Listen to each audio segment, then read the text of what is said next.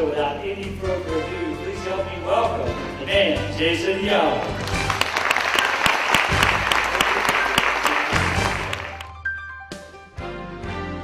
How many of you have a mission statement or a purpose statement, a vision statement?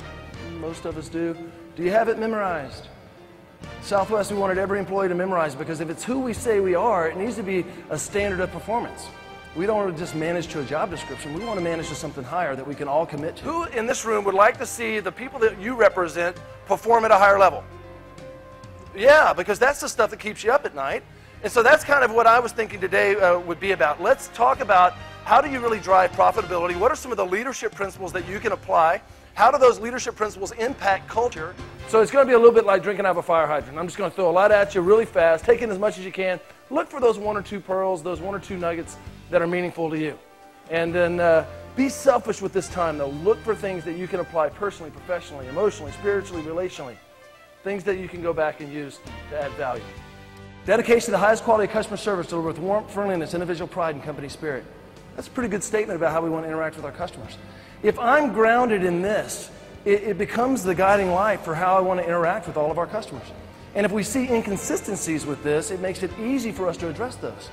But to do it, you have to memorize it, you have to commit to it, and you have to be willing to speak to it and manage to it. If you want to impact culture for long term, there's some ways that you can do that. And then what is the impact of that on employee engagement? Because really that's what we're talking about. We want to get everyone back in the game. It's epidemic in America. People are just trading hours for dollars. They're not really engaged. They don't really care about what they're doing. They're definitely not having fun at work. And if we're going to spend this much time doing what we do, it ought to be a place where we're growing and developing and where we're encouraged. We spend half our awake life at work. Who do we want to be around? Who do we want to be? Right? I guarantee if you were all walking to a party, you wouldn't do this. Hey, an angry guy, maybe he'll explode. You don't do that. Wow, she looks depressed. Sit with me, ruin my night. But I watch people go and spend half their awake life at work around angry, depressed people and never do anything about it. And we want to build it right into who we say we are right from the beginning, in our mission. This is who we are. We're fun, we're creative. We want to free people up to be fun and creative. They focus on their strengths and they grow exponentially. You take a customer service person, let them focus on customer service, they'll grow exponentially. You take a trainer, let the trainer focus on training things, and it grows exponentially. You take Jason, put him in accounting, he'll jump off a bridge. It's not like giftedness. I don't think that way. And so this thing around giftedness, and you know what's sad is I see people promote themselves right out of what they love to do and what they're gifted in. They promote themselves right into something they're not gifted in, all for the sake of money. I had a customer service agent in Los Angeles. Right after I got there, she said to me, "I'm not paid to smile. It's not my union contract." Oh, okay. But I had just come out of customer service training where I've been teaching this, so I was well grounded in this. And we trained all of our supervisor in this same kind of thinking. It's not me writing up the employee or me telling the employee they're being insubordinate. It's me reminding the employee of who we are. And that's exactly what I did. I said, "Can you do me a favor, shut your position down, come with me." We went to the back office where we have this mission statement hanging. And I took it off the wall and said, "Have you seen this?" She said, "Yes." I go, "Let's review it." Dedication to the highest quality of customer service delivered with warmth, friendliness, individual pride, and company spirit. Now, in case you forgot what warm and friendly means, on the back of that, we had behaviorally defined what warm and friendly means. Just 3 things. You smile, use the customer's name, and you thank them for flying. You are paid to smile. Please go back to work. I'll be letting your union rep know we had this conversation. New York Times did a survey. The #1 reason people work in America, guess what it was? Compensation was number 4. Benefits was number 3. Number 2 was the nature of the work. I get to do something I feel competent and capable to do. The #1 reason, I want to be recognized as being significant. If 90% of my emotional recognition is going here, what am I training this 80% to do if they want my attention? To go here. You want to radically change the way your department feels? Start using all your emotional energy, recognizing the behavior that you want repeated. Use your best business demeanor. Privately, pull people aside and correct this. You will see people scream that direction. See how different that feels? And if you have a group of supervisors equipped to use positive language, I mean, that's so much stronger than "I'm going to write you up." All right? So let's begin to think about who are we? All right? Same is true at home. I have a 5-year-old daughter. She'll climb in the middle of our glass top table to get to the fruit bowl. I'm afraid she's going to fall through. She's built like me. And I'll say, "Laura Lee, honey, you're a good girl. Good girls don't climb on the furniture. Get off the table." I want to reinforce that your behavior is inconsistent with who you are. How many would like to leave and just have a little more enthusiasm and be able to spread that to the people around you, and maybe a little more inspiration and share that with the people around you? Most people are going to say yes to that. You know the root of enthusiasm? You guys may have heard this before. It's a Greek word. It's in theos. Same word we get theology. It literally means God within.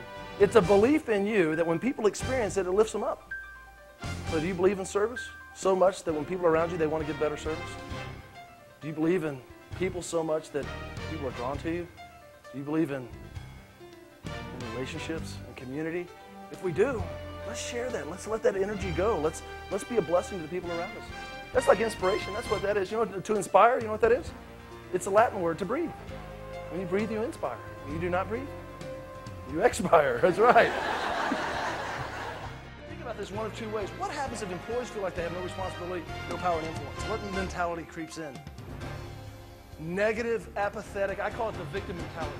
Woe is me, look at what they've done to us again. It's the victim mentality. Here's what it looks like. Go ahead, Stu. Here's what it looks like at work. Yeah, that's a risky slide. Everybody blaming everybody else. Everybody blaming everybody else for their current reality. The reality is we are all where we are today based on every choice we made up to today. No one else's fault, no one else's credit.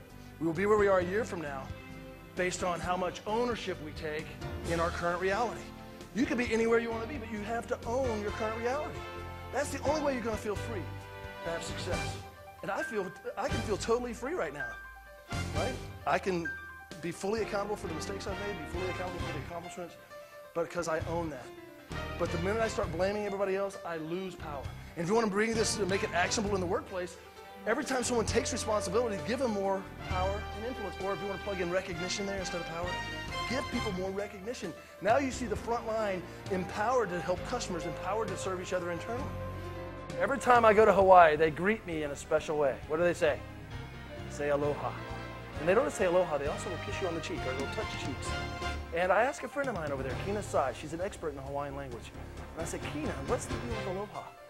She said, well, ancient islanders, when they would row up on a friendly visit, these big warriors, the Samoans, Tahitian, Tongans, the Hawaiians, they would extend arms with palms up. That was a sign that says, look, I'm unarmed, it's a friendly visit. It's like a handshake is, look, I don't have a gun. That's all that is. That's where it comes from. And these big warriors would grab arms and they would say, alo. A-L-O in Hawaiian means face. They would pull each other face to face, and then they would share ha. And ha is an onomatopoeia. It's exactly what it sounds like. It's a breath. It's an inspiration. They believed if you shared breath, you shared spirit. Isn't that beautiful? It literally means I welcome you with a blessing. I welcome you with my spirit. Right? They say aloha when you leave. There's no formal word for goodbye. They say aloha. I send you away with a blessing. I send you away with my spirit. The word Hawaii is the same root word. Ha. Why? Why in Hawaiian means water. Hawaii is a place in the water that renews your spirit. It's a place in the water that brings life. If you guys do nothing leaving here today, just go back and share some ha. And it's no accident, laughter's ha-ha. Right? Now I made that up, but I think it fits. Let's laugh more, and let's love more, and let's bless each other more. You guys have been a blessing for me today. Thank you so much. I wish you a fond aloha.